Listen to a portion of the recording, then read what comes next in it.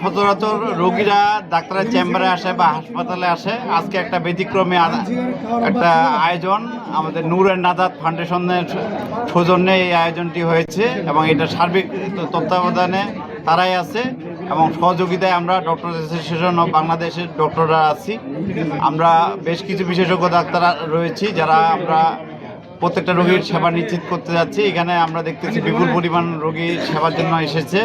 তেঁতুলিয়া যেহেতু একটা প্রত্যন্ত এলাকা এবং সর্বোত্তরের উপজেলা, এখানে আমরা সেবা দিতে পেরে যেমন খুশি, রোগীরাও বিনামূল্যে চিকিৎসা এবং ওষুধ পেয়ে অত্যন্ত খুশি। আশা করি তারা যদি তাদের রোগ থেকে মুক্তি লাভ করে বা তাদের স্বাস্থ্য সচেতনতা গ্রোথ হয় তাহলে আমাদের এই কার্যক্রম আজকে সফল হবে। আমরা আজকে বিনামূল্যে চিকিৎসা এবং ওষুধ বিতরণ করতেছি যেন প্রান্তিক পর্যায়ের মানুষরা এখান থেকে সেবা করতে পারে।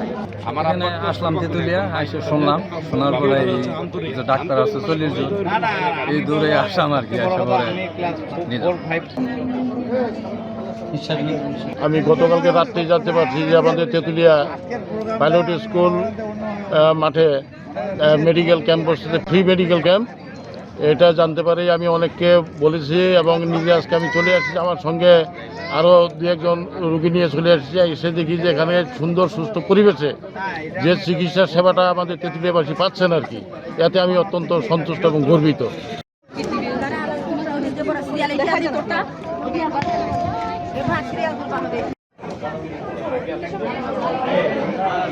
জ্বর আসা